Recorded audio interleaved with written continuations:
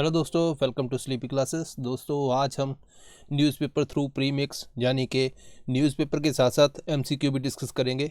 जैसा कि आपको पता है कि हर रोज़ रात 10 बजे हम ये काम डिस्कस करते हैं। बहुत इंपॉर्टेंट क्वेश्चंस हैं, तो आज यहाँ पे इसके बारे में डिस्कस करेंगे। तो यहाँ पे काफ़ी क्वेश्चन आएंगे जो हम डिस्कस करेंगे, काफ़ी टॉपिक है। ठीक है दोस्तों, इसके अलावा एक ज़रूरी सूचना है कि हमारा प्रीलिम अगर किसी ने current affair plus test series का कोर्स लेना है वो भी अवेलेबल है। इसके अलावा GS, current affair, test series तीनों अगर किसी को लगता है कि हमने कवर करने हैं तो वो भी अवेलेबल है, बहुत ही रीज़नेबल प्राइस के ऊपर अवेलेबल है। इसके अलावा जीएस का क्रैश कोर्स लगता है कि बाकी कर लिया, ये काम करना है, इसको अच्छे से करना है, तो यहाँ पे भी बहुत सारी वीडियोस लेक्चर आपको मिलेंगे। करंट अफेयर का अगर किसी को लगता है कि बाकी हो गया, करंट अफेयर रहता है, तो उसके लिए भी हमारे लिए यहाँ पे कोर्सेज अवेलेबल है। तो यहाँ से जल्दी से स्टार्ट करते हैं दोस्तों। यहाँ पे अगर आपने द हिंदू न्यूज़पेपर आज का देखा होगा तो वहाँ पे एक न्यूज़ है, 2 Indians or Pakistani killed in UAE tanker blast. इस इन्फॉर्मेशन को कैसे यूज़ करना है, दिस इज़ इम्पॉर्टेंट। देखो यूपीएससी के अंदर एक तो प्री कंटेक्स्ट के देखे तो एक तो आ जाता है कि कौन से रेबल्स हैं या कौन सी कम्युनिटी है, किस कंट्री से को बिलोंग करती है, वो मैच द फॉलोइंग के अंदर आता है। एक तो आपको यही याद रखना है उस कंटेक्स्ट के अंदर, ठीक है जी। दूसरा यहाँ पे आपको पता है कि मेंस के अंदर क्वेश्चन आता है कि ड्रोन की एप्लीकेशन क्या है। ठीक है, ये तो हमने बहुत बार की हुई है। तो यहाँ पे कि ड्रोन के फिर भी एप्लीकेशन तो है, लेकिन ये अगर इसका नुकसान क्या है, तो वहाँ पे ये एक ड्रोन अटैक हुआ है बेसिकली, जहाँ पे एक्सप्लोजन हुआ है पेट्रोलियम टैंकर के अंदर। तो यहाँ पे आपने बस एक एग्जांपल कोड करनी है अपने मेंस के नोट्स के अंदर। इसके अलावा इस न्यूज़ का और कोई लेना देना हमारे पास है नहीं। ठीक है जी, चलिए यहाँ पे देखते हैं first question, which among the following is or are correct in context to test positivity rate. जैसा कि आपको पता है कि कोविड की काफ़ी न्यूज़ रहती हैं, अभी केसेस भी बढ़ रहे हैं, तो उसी कंटेक्स्ट के अंदर हमने कंसेप्चुअल क्लैरिटी के ऊपर बात करनी है। यहीं से क्वेश्चन आते हैं और यही हमने करना है। तो फर्स्ट स्टेटमेंट देखो, it is a percentage of all corona virus test performed that turned out to be positive and detect the presence of the virus. Second है, extremely high positivity rate generally indicate high number of test conducted in the region. Third है, low TPR यानी कि test positivity rate is not good news if the testing has been expanded to more people who are not infected. तो 1 and 2, 2 and 3, 1 and 3 all of the above. अब ये question बहुत important है, अगर मैं rate करूँ इसको, very very important from UPSC perspective, क्योंकि ऐसे कंसेप्चुअल क्लैरिटी के ऊपर क्वेश्चन आते हैं। तो क्या क्या है अगर आपको ध्यान देना है, आर नॉट फैक्टर हमने टाइम टू टाइम किया भी है, प्री से पहले एक बार फिर करेंगे। इसके अलावा हार्ड इम्यूनिटी, ठीक है दोस्तों, एक तीसरा टेस्ट पॉजिटिविटी रेट। ये 3 कंसेप्ट आपको आने चाहिए। यूपीएससी ने इस साल वैक्सीन के ऊपर जो कंसेप्चुअल क्लैरिटी काफ़ी बच्चों से ली है, तो यहाँ पे ये 3 टॉपिक हैं जिसको यूपीएससी ने छेड़ा नहीं है। तो यहाँ पे हम टीपीआर के बारे में बात कर रहे हैं। तो इस कंटेक्स्ट के अंदर जो सेकंड स्टेटमेंट है हमारी वो रॉन्ग है। कैसे रॉन्ग है, तो इसको हम देखते हैं अभी। कोविड-19 स्पाइक्स कंटिन्यू, ठीक है, ये एक जनरल न्यूज़ है। यहाँ पे अगर आप इस इमेज को ध्यान में दोगे, द हिंदू के अंदर आई हुई है, यहाँ पे डेली टेस्ट पॉजिटिविटी रेट के बारे में बात की गई है। ठीक है जी, इंक्रीज्ड है। ठीक है जी, stood at 15.5%, 17.7% test positivity rate जो हाई है, इसका एप्लीकेशन क्या है और इसका मीनिंग क्या है, पहले इसको समझते हैं। टेस्ट पॉजिटिव रेट क्या होता है, पहले अगर इस कंसेप्ट को हम देखते हैं। देखो यहाँ पे 2 टाइप के क्वेश्चन है, यूपीएससी पूछेगी कि अब इस मेथड को कैलकुलेट कैसे करते हैं। एक तो इस टाइप पे क्वेश्चन बन सकता है, तो यहाँ पे अगर हम देखें सीडीसी, तो एक जाना माना यहाँ पे ऑथेंटिक सोर्स है, तो इसमें कोई टेंशन नहीं है। तो यहाँ पे हम बात करते पहले टेस्ट पॉजिटिविटी रेट निकालते कैसे। मान लीजिए दोस्तों 100 लोग हैं, उनका टेस्ट लिया, ठीक है जी। अब 100 लोगों के अंदर सपोज करो 50 का पॉजिटिव निकला, 50 का नेगेटिव, तो ये टोटल जो 50 + 50 है, 100 है, ये आ जाएगा नीचे।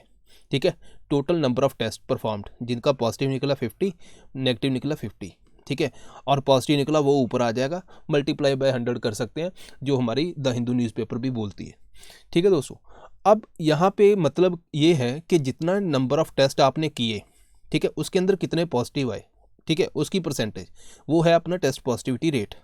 अब इसकी एप्लीकेशन देखते हैं। मान लीजिए यहाँ पे टेस्ट पॉजिटिव रेट अगर आता है 50, ठीक है, इट मीन्स के जो बहुत सारे लोग जो हैं, जो सिम्प्टोमेटिक है, जिनके अंदर सिम्टम है, ठीक है जी, तो ज़्यादा चांसेस हैं कोविड होने के, वो यहाँ पे इंक्लूड किए गए। अब ऐसा क्यों, अब यहाँ पे देखो टेस्ट जो पॉजिटिव आएगा वो किसका आएगा, जिसके ज़्यादा सिम्टम के चांसेस हैं और जिसको कोविड है, उसके कंटेक्स्ट के अंदर यहाँ पे पॉजिटिव आ सकता है। दूसरा यहाँ पे हमारी एग्जांपल है कि नेगेटिव किन के आएगा। नेगेटिव दोस्तों उनके आएगा जो हमने अलग से टेस्टिंग की है, ठीक है। जैसे मान लो यहाँ पे मैंने बोला 100 की हमने टेस्टिंग की है, 100 के अंदर 50 के अंदर सिम्टम थे तो ज़्यादा चांसेस थे हमने इनका टेस्ट किया। अगर 100 की जगह पे मैं 150 लोगों का टेस्ट करता हूँ, मैं 50 इसमें और भी इंक्लूड कर देता हूँ जिनके अंदर ना ही सिम्टम है, नो सिम्टम, ठीक है जी, कोई सिम्टम नहीं है, लेकिन हमने दायरा बढ़ा दिया, हमने बहुत सारे टेस्ट किए, उसके अंदर क्या होगा, जो नेगेटिव जो केसेस हैं वो ज़्यादा आएंगे। यहाँ पे 150 केस में क्या है, 100 नेगेटिव है और 50 पॉजिटिव है, ठीक है। तो यहाँ पे अब हमारा बेस कितना हो गया, 150। इट मीन्स कि अब जो बेस है वो 150 से हम डिवाइड करेंगे ऊपर वाले को, है ना, पॉजिटिव जो 50 है, तो यहाँ पे जो टेस्ट पॉजिटिव रेट है वो हमारा लो आएगा। इसका मतलब ये है कि जितना आपका लो आएगा इट मीन्स कि आपकी टेस्टिंग जो है वो काफ़ी ज़्यादा हो रही है। जितना ज़्यादा हाई आएगा इसका मतलब जो आपको बिल्कुल शक है कि भाई इसका पॉजिटिव ही आएगा, उसके अंदर जो नेगेटिव टेस्ट हैं वो कम हो जाएंगे, है ना। इसीलिए अगर नंबर बढ़ेगा, क्योंकि बेस जितना छोटा होगा उतना ही ये इसका जो TPR है वो हमारा हाई आएगा, है ना। सो यहाँ पे सीधी बात है कि जितना TPR हाई है आपका, इट मीन्स कि उतने ही आपकी जो टेस्टिंग है जनरली लो होती है, ठीक है जी। तो यहाँ पे चलते हैं इसी बात पे। तो यहाँ पे अगर हम देखें तो इस क्वेश्चन के अंदर extremely high positivity rate generally indicate high number नहीं लो नंबर, ठीक है, क्योंकि आपका जो बेस है ना, डिनोमिनेटर है वो लो है, इसीलिए आपका जो जब हम डिवाइड करें, जैसे 10 को 5 से मैं डिवाइड करता हूँ या 10 को 2 से डिवाइड करूँ, तो यहाँ पे 5 हाई कब आएगा, जब नीचे वाला छोटा होगा। तो नीचे वाला अगर हमारा बेस छोटा है जिसके अंदर पॉजिटिव प्लस नेगेटिव दोनों है, ठीक है, तो उतना ही अपना जो ये हाई TPR आएगा। तो यहाँ पे हमने ध्यान रखना है। तो इसीलिए WHO क्या बोलता है, WHO बोलता है जनरली अगर मैं बात करूँ यहाँ पे तो लेस देन 5 जो TPR परसेंटेज होनी चाहिए, ये इंडिकेटर है कि आपकी कंडीशन कंट्रोल है और आपके इनफ टेस्ट आपने किए हुए हैं। मान लीजिए 90% वगैरह, जैसे छत्तीसगढ़ वगैरह ऐसे कुछ रीजन के अंदर पाया गया था, तो उस केस में तो आपको जो सीधे सीधे आपको लग रहे हैं इन्हीं के अंदर कोविड है, उसके अलावा आप किसी का टेस्ट ही नहीं कर रहे, है ना। तो यहाँ पे 90 को आपने 100 टेस्ट किया, वहाँ पे 90 लोगों के अंदर कोविड पॉजिटिव आ रहा है, तो यहाँ पे आपका बेस भी 100 ही लिया। इसका मतलब है कि जिसके अंदर आपको शक है उन्हीं का आपने किया। अगर मान लीजिए इसको मैं 500 कर देता, ठीक है, 400 लोग और हमने पकड़ लिए जो उनके ट्रेस किए, फैमिली है या कोई और है, उनको भी बीच में डाल दिया, तो ये आपका नंबर जो है वो लो हो जाएगा, 90 डिवाइडेड बाई 500 हो जाएगा, है ना। तो अपने आप जो TPR लो हो जाएगा। सो ये आपने याद रखना है, जितना TPR लो होगा इट मीन्स कि आपकी जो टेस्टिंग है वो सफिशिएंट है। अब ये एक हो गया टेस्ट ओवर टेस्ट कि आपने कितने टेस्ट किए, ठीक है। मान लीजिए एक पर्सन है, ठीक है दोस्तों, अब थोड़ा सा मैं कंसेप्ट को डीप लेके जा रहा हूँ ताकि UPSC के अंदर कोई डाउट ना रहे। मान लीजिए अपना एक पर्सन है, वो पहले दिन आया, उसने एक अपना सैंपल दिया, दूसरे दिन भी सैंपल दिया, 4 दिन बाद फिर सैंपल दिया, है ना। तो यहाँ पे क्या हो रहा है, यहाँ पे उसके जो टोटल टेस्ट हैं, है ना दोस्तों, वो टोटल टेस्ट तो उतने ही आ रहे हैं, है ना। तो यहाँ पे अगर आप देखोगे हम टेस्ट कितने काउंट करेंगे, 3 टेस्ट काउंट करेंगे, लेकिन पर्सन तो एक ही है। तो ये है जो टेस्ट ओवर टेस्ट, इसके अंदर टेस्ट का नंबर लिया जाता है। एक है पीपल ओवर टेस्ट, कितने लोग कितने टेस्ट दे रहे हैं, ठीक है। दूसरा है पीपल ओवर पीपल, तो यहाँ पे पीपल नंबर ऑफ पीपल, चाहे उन्होंने एक टेस्ट दिया, चाहे मान लीजिए इस पर्सन ने 3 टेस्ट दिए, है ना, 3 सैंपल दिए, लेकिन इसका एक ही काउंट होगा क्योंकि पीपल एक है। तो ये अलग अलग मेथड है, ठीक है। तो नॉर्मली टेस्ट ओवर टेस्ट ही प्रेफर किया जाता है, ठीक है दोस्तों। अब सेकंड क्वेश्चन देखते हैं। India ranks 3rd in terms of pharmaceutical production by value. Second, India is the largest provider of generic drug globally. Third है, India is the 12th largest exporter of medical goods in the world. Correct कौन सी है, 1 and 2, 2 and 3, 1 and 3 all of the above.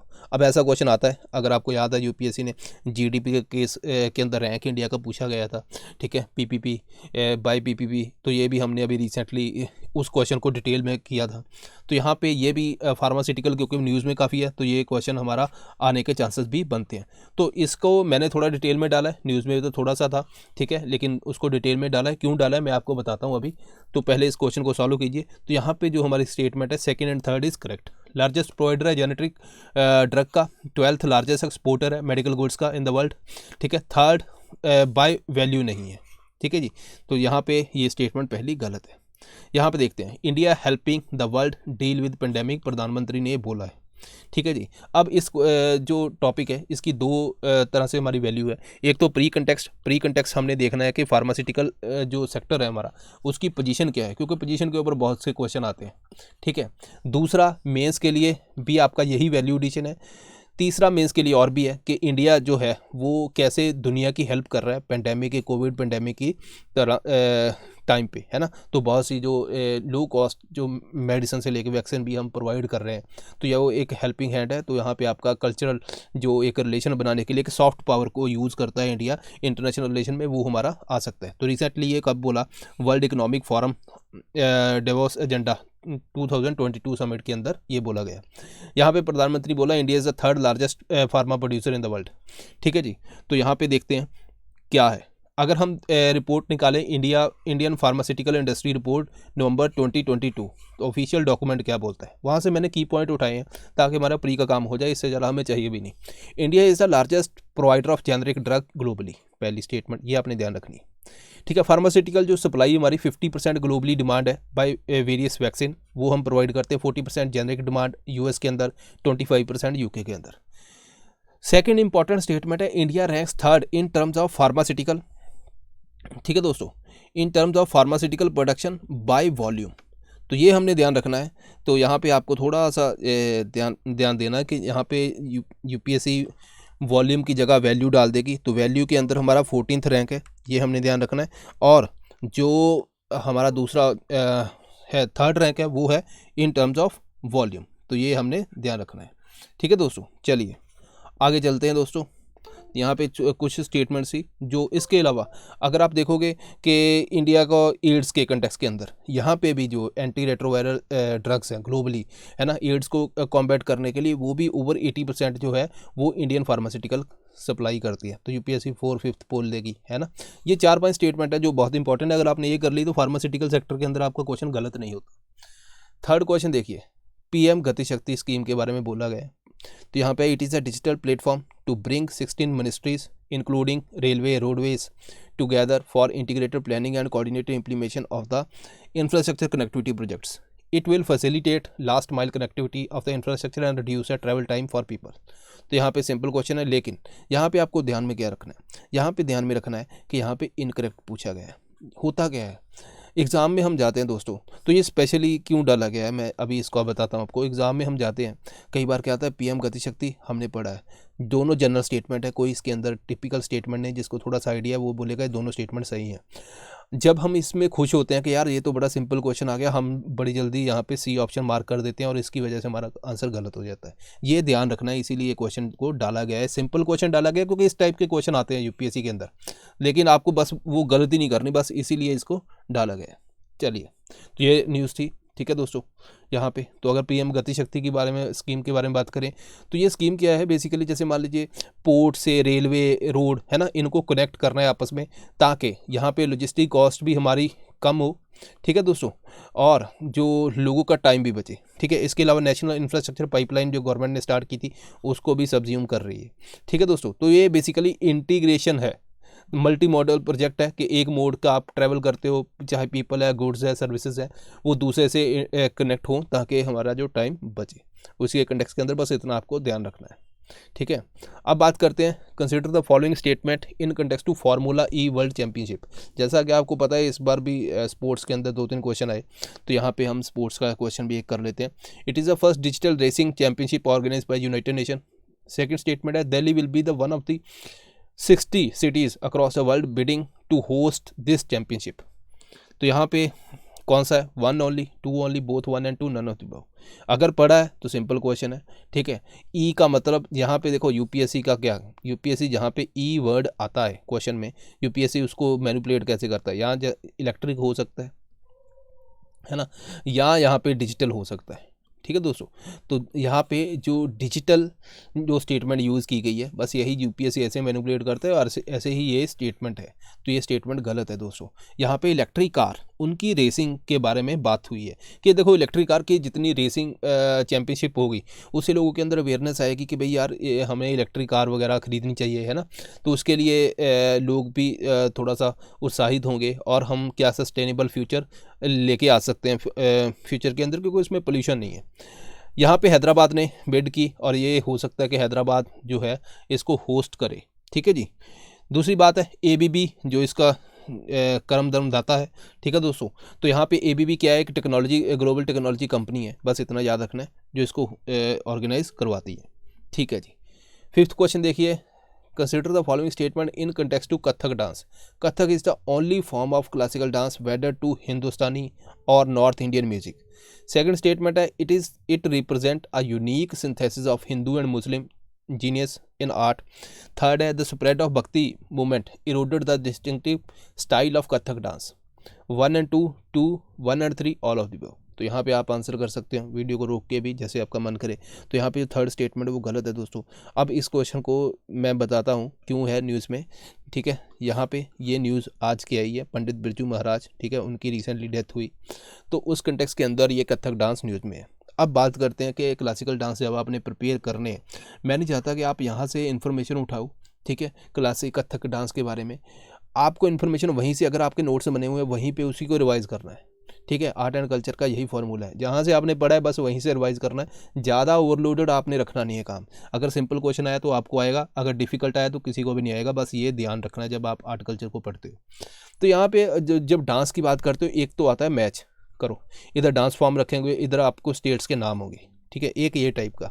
दूसरा आता है दोस्तों feature के ऊपर, features है ना, कि भाई इसमें क्या होता है, कि किस चीज़ का बैलेंस बनाया जाता है। तीसरा आता है हिस्टोरिकल, ठीक है जी, वहाँ पे आपको आता है ओरिजिन, और उसके बाद मुग़ल पीरियड आया, मुग़ल पीरियड के टाइम के ऊपर इसके साथ क्या हुआ, डांस के साथ इसके अंदर कुछ चेंज हुआ या नहीं हुआ। ये 3 टाइप के क्वेश्चन आपने प्रिपेयर करने हैं, ठीक है। यहाँ पे अगर हम बात करें तो नाम इसका कथा, जो कथा सुनाते हैं जैसे स्टोरी टेलिंग, वहाँ से स्टार्ट हुआ, कथाकार उनको बोला जाता है। डिस्टिंक्ट फॉर्म है, 15th-16th सेंचुरी के अंदर भी काफ़ी स्प्रेड हुआ भक्ति मूवमेंट के टाइम के ऊपर। तो यहाँ पे जो स्टेटमेंट थी इसकी उल्टी थी, यहीं पे यूपीएससी क्वेश्चन घुमाती है, यहीं पे हमने थोड़ा सा ध्यान देना है, ठीक है दोस्तों।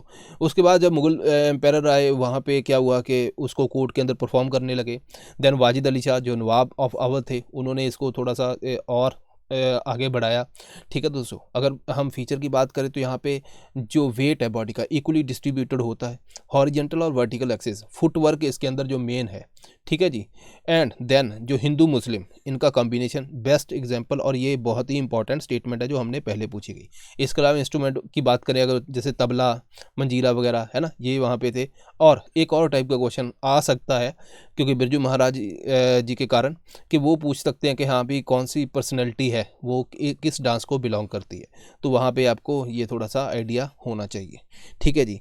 एटलीस्ट अगर 2 तरीके हैं, या तो आप मेजर सभी की कर लो, ठीक है, या जैसे मान लीजिए आपने 1 या 2 पर्सनैलिटी सभी डांसेस की है, उसके बाद आपने कथक की सारी करनी है ये वाली, ठीक है। इससे क्या होगा कि आप एलिमिनेशन मेथड भी हेल्प हो जाएगी, क्योंकि अगर यूपीएससी ऐसा क्वेश्चन डालती है तो चांसेस हैं कथक वाली यहाँ पे पर्सनैलिटी वहाँ पे बीच में ज़रूर होगी। सो ये आपने ध्यान रखना है दोस्तों, कैसे न्यूज़पेपर से हम बेसिक इन्फॉर्मेशन निकालते हैं कि बेसिक हमारा कौन सा इंपॉर्टेंट और कैसे पढ़ना है। बस अगर आपको ये आ गया है कैसे पढ़ना है, तो डेफिनेटली आप इजीली वहाँ पे मार्क्स स्कोर कर पाओगे, क्योंकि उससे हमारा सिलेबस का बर्डन कम हो जाता है और रिवीजन भी काफ़ी बार हो जाती है, और हमें लगता है कि यार हम वाकई यूपीएससी की तैयारी कर रहे हैं। So this is all, I hope कि आपको कुछ समझ आया होगा। सो मिलते हैं next time, thank you very much.